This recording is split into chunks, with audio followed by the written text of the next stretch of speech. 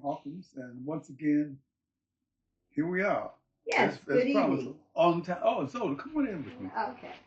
Once again, as promised, Mm-hmm. it is Monday, and we are here We are today. here, yes. We like to try to make it Monday afternoons, but sometimes something happens. Stuff happens. Stuff happens. Stuff happens. Stuff happens.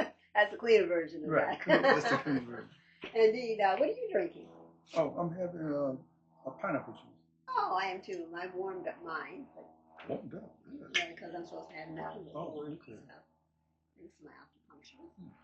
And get yourself something to drink, snack perhaps, and come enjoy our show. If you like it, please hit the like button and subscribe. Okay, you called it a show, and I'll have to submit to that.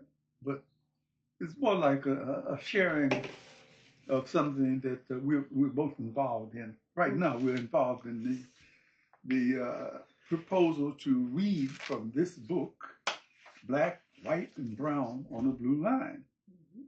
And the book is a series of vignettes.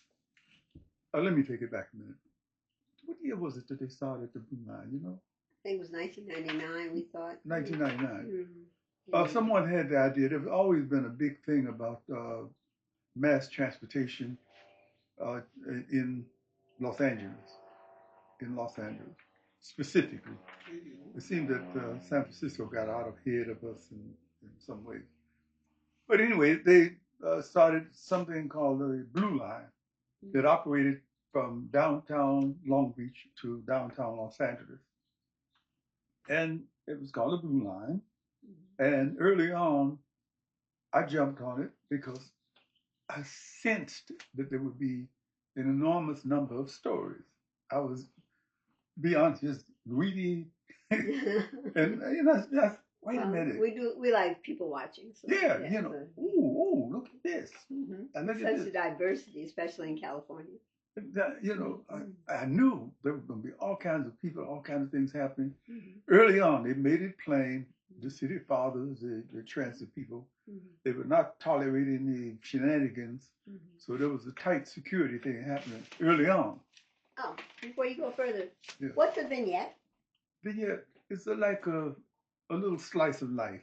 Ah, so it's a French word. I don't think that's a totally accurate description of it in French, but vignette is usually just a little slice, a little scene, little scene. Got it. Okay. Okay, so there I'm right up and down. I did it a few times, and then I thought, okay, now I know what I can do about this. I can write about it. Different people of different, as she says, you got a population here that's made up of everything. I talk about polyglot. Really? Man, you know, we live in Long Beach, and someone said there's more Samoans in Long Beach than there are in Samoa. There are more Cambodians living down the street than live in Phnom Penh, in the capital of Cambodia, and Chinese and so forth and so on, Vietnamese. Just a very diverse population. Good, that is. And we enjoy it. Enjoy. So I started writing the book, and after having come out of 6 years of Tae Kwon Do under the leadership of Master Young Kil Kim and his disciple, Raymond de Silva, they had the dojang on Vermont and Santa Monica Way. Santa Monica Way is about a half a block from Santa Monica Boulevard, half a block north of Santa Monica Boulevard. There's a one of the big chain hotels, and then you go up this little U-shaped alley, and right on this side, I think the dojang had formerly been a foreign car garage, but it was huge and a perfect place for the Tae Kwon Do studio. Okay. That was in 1980 something. Probably way before many of you were born. Yeah, I mean, my God, I was a mere child. 42 something. 42-year-old man. I'm decided to take Well, at 88, you can now say I'm your child. Well, I'm a mere child again. Okay, there you go. There you go.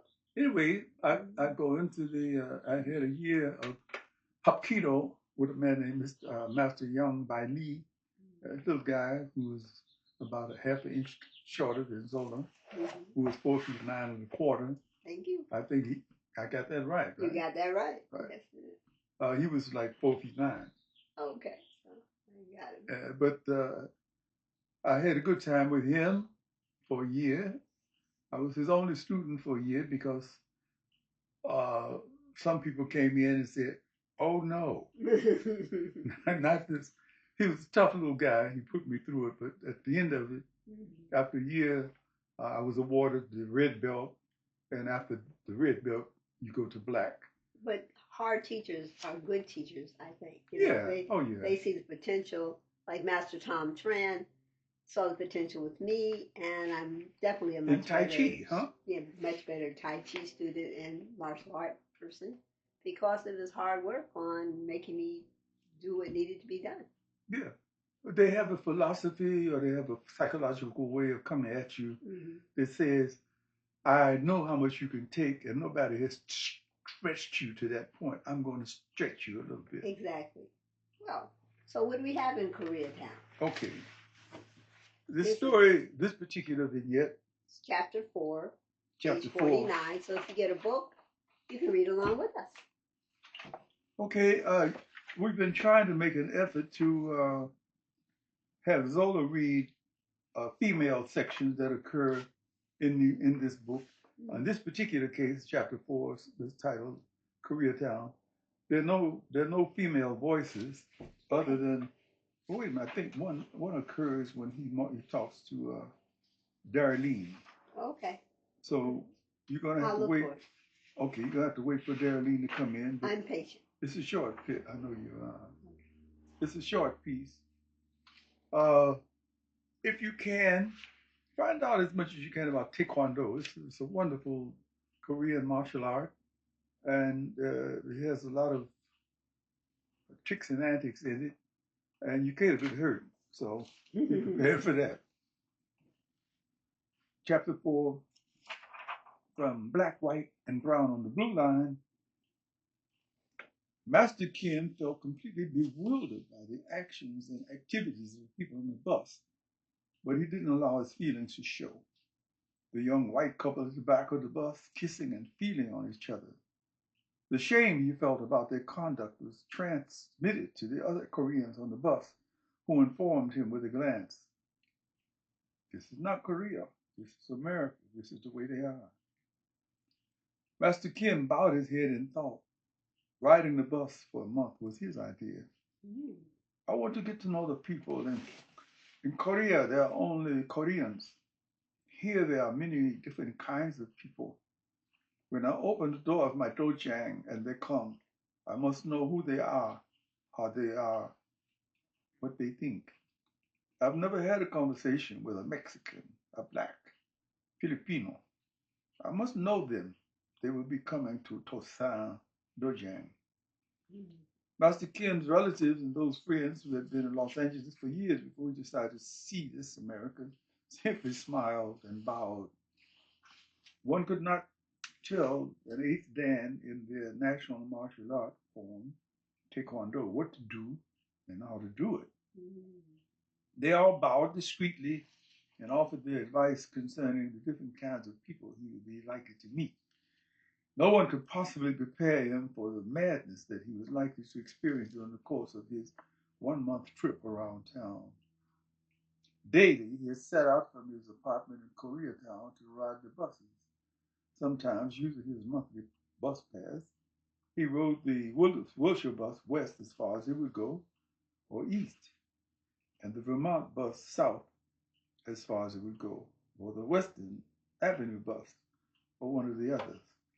It took a full week of being constantly shocked by the antisocial behavior of the people for him to relax. Why did the people rush and push each other to board the bus? Why did they frown so much? Why were the people so isolated from each other?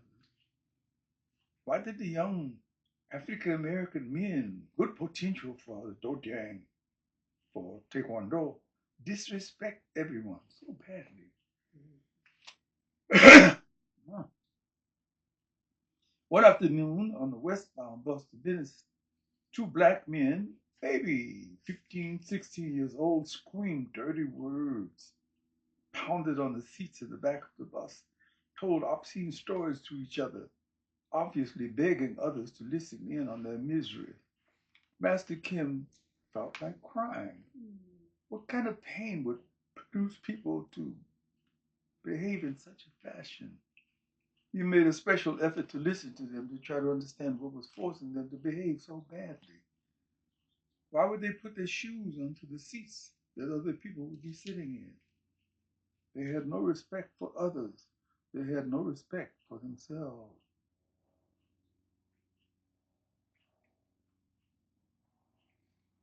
He wasn't gang sophisticated enough to determine if they were doing what they were doing because they had to, or because they had been driven to that nebulous nihilism that spells self-destruction. I must work on the African American youth. I must teach them to control their anger. The straight out crazies were much more complicated for him to relate to. First off, Master Kim's English language skills were not way up there. And many of the English warbling crazies could sometimes ensnare him emotionally with their convoluted Babylonized mush chat before he realized what they were.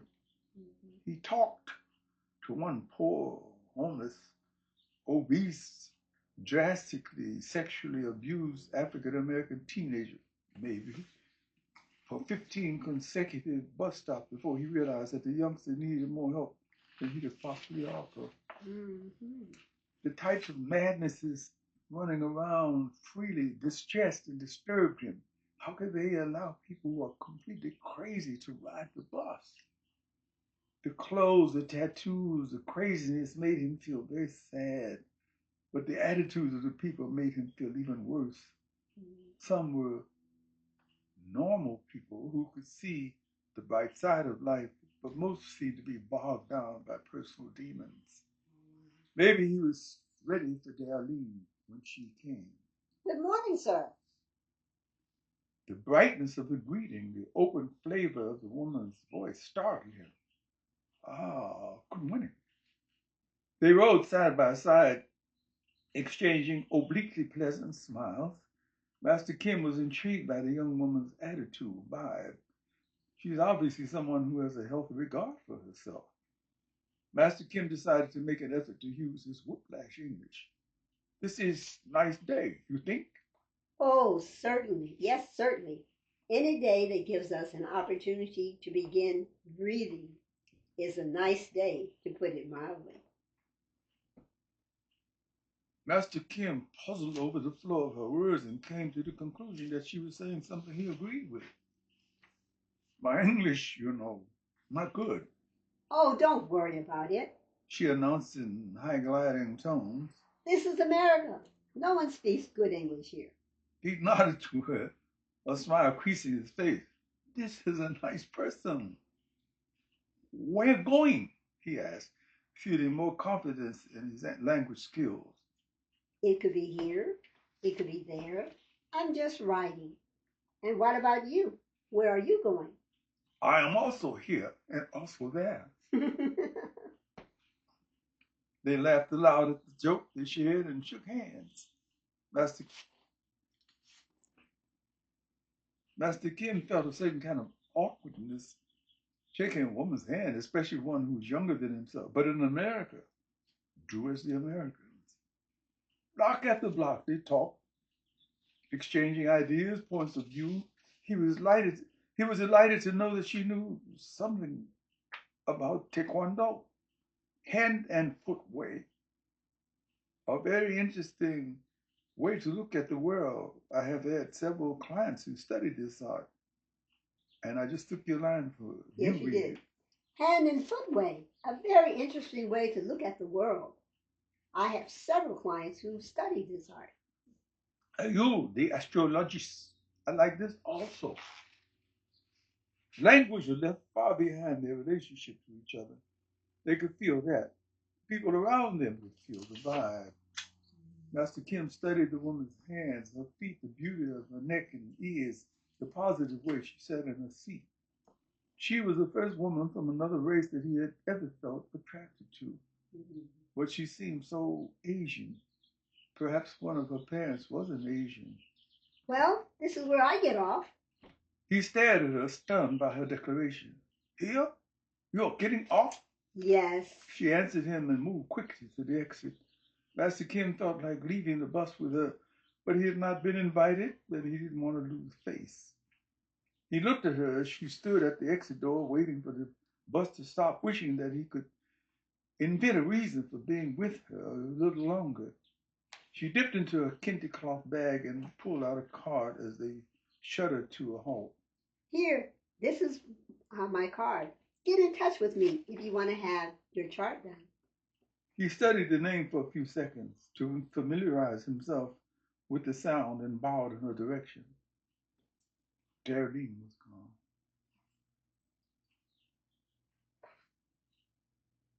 That's the vignette.